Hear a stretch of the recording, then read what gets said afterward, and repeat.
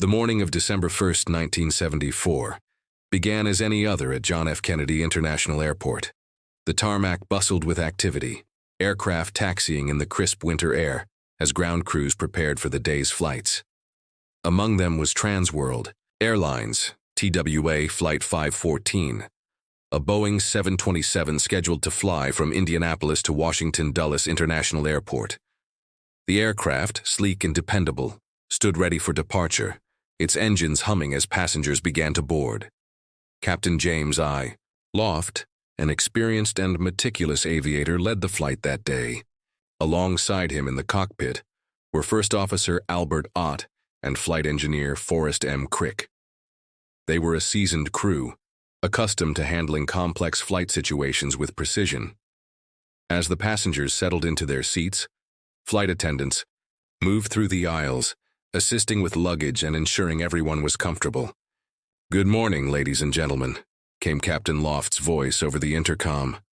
"Welcome aboard TWA Flight 514. We are looking at a smooth flight of approximately an hour and a half to Washington Dulles. Weather is a bit rough near our destination, but nothing to worry about. Sit back, relax, and enjoy the flight." With clearance from the tower, the Boeing 727 roared down the runway and ascended into the gray sky, disappearing into the overcast morning. The initial climb was routine, the aircraft cutting through the clouds as it settled into cruising altitude. The passengers, a mix of business professionals, holiday travelers, and everyday commuters, relaxed as the aircraft hummed through the sky. They had no way of knowing the grim fate that awaited them. As Flight 514 neared Washington, D.C., the crew received updated weather reports. A fierce storm system hovered over the eastern seaboard, causing turbulence and low visibility. Winds howled at high altitudes, and patches of dense clouds made navigation challenging. The cockpit crew remained composed, trusting their instruments and training. "Dulles approach, this is TWA 514 requesting descent clearance," First Officer Ott radioed. "We are currently at 23,000 feet. TWA 514 stand by," came the reply from air traffic control. A few moments later, the controller returned with instructions. "TWA 514, descend to 7,000 feet. Expect further clearance.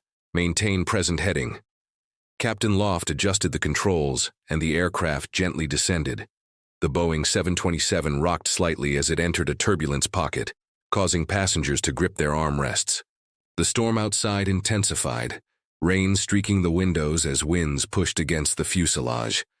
Inside the cockpit, tension mounted as conflicting reports from ATC created uncertainty about the assigned altitude and approach route. The crew double-checked their charts, trying to ensure they were on the correct path. "You hear that?" They said, "Expect further clearance," Ott muttered to Loft, frowning at the altitude instructions. "Yeah, but are we cleared now? Or are we waiting for a confirm?" Loft asked, his grip tightening on the yoke. A misunderstanding was beginning to form, and they didn't realize just how costly it would be. As the aircraft descended further, the crew attempted to clarify their clearance. The storm grew thicker, visibility plummeting as winds buffeted the aircraft. The controllers at Dulles seemed overwhelmed, juggling multiple flights in difficult conditions. "TWA 514, confirm. Are we cleared to descend to the final approach fix?" Loft asked over the radio. A moment of silence followed before a vague response came. Affirmative. Proceed as advised." It was a statement that left room for interpretation.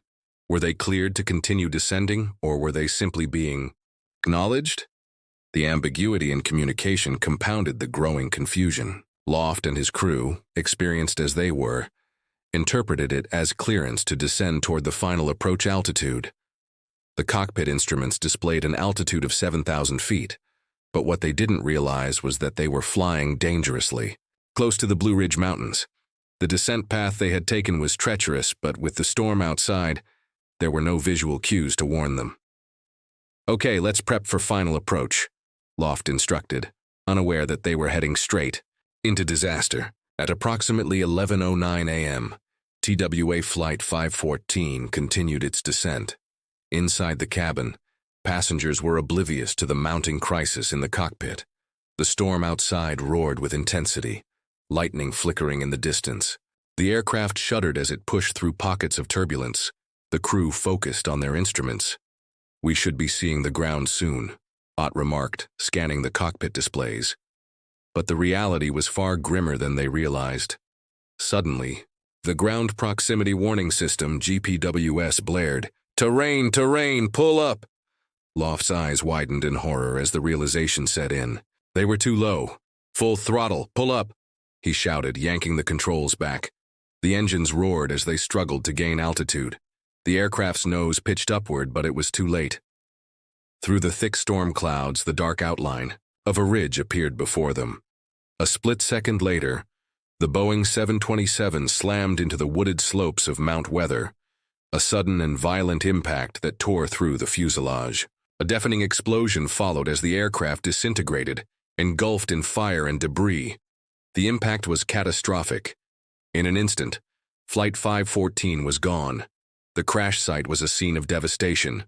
The broken remains of Flight 514 lay scattered across the mountainside, burning fragments illuminating the snowy forest. Smoke billowed into the sky, mixing with the storm clouds above. Nearby, a handful of residents from the Mount Weather Emergency Operations Center heard the explosion and rushed toward the scene, their breath visible in the cold air. What they found was a chilling sight. Wreckage strewn across the ground, remnants of what had been a passenger jet just moments ago. Emergency services were alerted, but there were no survivors. All 92 souls aboard, passengers and crew, had perished on impact. The crash site, covered in debris and smoldering fires, became a solemn reminder of the tragic miscommunication that had led to their doom. As news of the disaster spread, families of those aboard waited anxiously for information. The tragedy would spark investigations and reforms in aviation procedures, ensuring that such a miscommunication would never again cost so many lives. For now, however, the mountains stood silent, holding the echoes of Flight 514's final, fateful descent into disaster. Investigators from the National Transportation Safety Board, NTSB, arrived at the crash site within hours. The remnants of the aircraft lay scattered across the rugged terrain, some pieces partially buried in the snow. Blackened trees surrounded the impact zone, evidence of the fiery aftermath. Their first task was locating the cockpit voice recorder, CVR, and flight data recorder, FDR. The wreckage, still smoldering in places, made retrieval difficult. As they combed through the debris, they began piecing together the events leading up to the crash. The initial analysis pointed toward possible miscommunication between the pilots and air traffic control. Investigators reviewed flight transcripts, weather reports, and altitude instructions. They also interviewed personnel who had been involved in handling Flight 514's approach clearance. What they uncovered would send shockwaves through the aviation industry. As news of the crash spread, media outlets covered every angle of the disaster. Reporters flocked to the scene, capturing haunting images of the wreckage. Families of the passengers and crew gathered in waiting rooms, desperate for updates. The emotional toll was immense as confirmations of no survivors were delivered. Headlines questioned whether the crash could have been prevented. Fatal miscommunication. Did TC fail TWA 514? And storm of confusion, aviation procedures under fire, dominated newspapers. Public pressure mounted on authorities to provide clear answers about the tragedy. The grieving families demanded justice. Vigils were held, names of the victims read aloud in solemn ceremonies.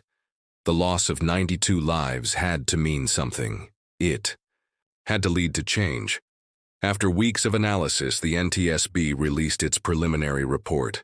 The findings were damning. A critical miscommunication between air traffic control and the pilots had led to the aircraft descending prematurely. The phrase "expect further clearance" had not been clearly defined, and the pilots assumed they were authorized to descend. The investigation also revealed gaps in pilot training regarding unclear ATC instructions. The crew, though experienced, had relied on an interpretation that turned out to be fatal. Compounding the issue was the reliance on outdated charts that did not adequately depict terrain threats in the area. The report sparked heated debates. Should ATC have been more explicit? Should pilots be trained to double-confirm unclear instructions? The aviation industry faced serious questions that needed immediate attention. The findings led to significant changes in aviation safety. The Federal Aviation Administration, FAA, implemented stricter protocols for altitude clearances. Controllers were now required to use direct, unambiguous language to avoid misinterpretation. Mandatory terrain awareness training was introduced for pilots. New technology, including enhanced ground proximity warning systems, EGPWS, was fast-tracked for implementation in all commercial aircraft. The goal was simple: prevent any aircraft from making the same fatal mistake. Additionally, flight charts were updated to highlight terrain risks more clearly. Airlines revamped their communication procedures, ensuring that pilots always sought explicit clearance before making altitude changes. TWA Flight 514 became a case study for pilot training, a stark reminder of how a minor misunderstanding could lead to catastrophic consequences. On the anniversary of the crash, families gathered at a memorial erected near the crash site. Names of the victims were etched into a plaque, a tribute to those lost. The site remained a place of reflection, where loved ones could mourn and remember. Though the tragedy was profound, it left behind an important legacy. Aviation had learned, adapted, and evolved. The lives lost on that December morning had indirectly saved countless others through reforms in communication and navigation safety. For those who lost loved ones, the pain never faded. But knowing that their loss had led to life-saving changes provided a sliver of solace. TWA Flight 514 would never be forgotten.